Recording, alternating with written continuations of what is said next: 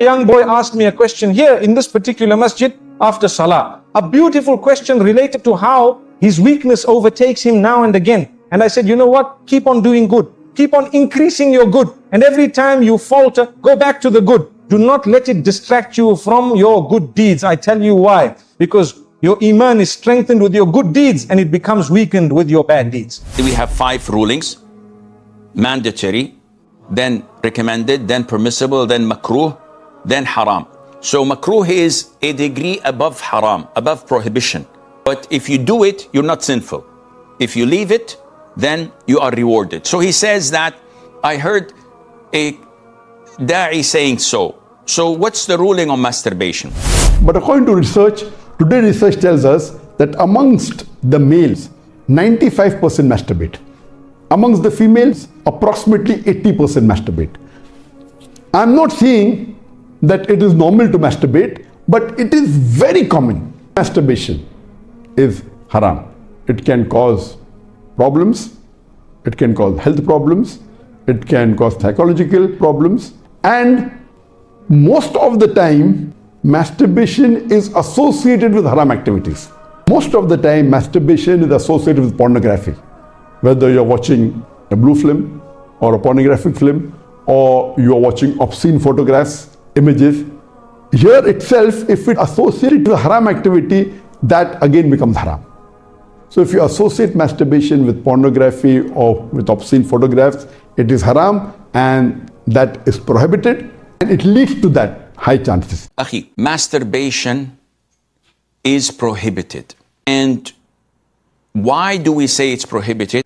Because Allah mentioned in Surah Al-Mu'minun and in Surah Al-Ma'arij, والذين هم لفروجهم حافظون إلا على أزواجهم أو ما ملكت أيمانهم فإنهم غير ملومين فمن ابتغى وراء ذلك فأولئك هم العادون. So Allah says that those who protect their private parts from any illicit, prohibited sexual intercourse, unless it's with their wives and what their right hand possesses. And whoever chooses to fulfill his desire in other means, then they are the transgressors. What kind of transgression is this? Whenever you do something that Allah has prohibited, this is a form of transgression against Allah.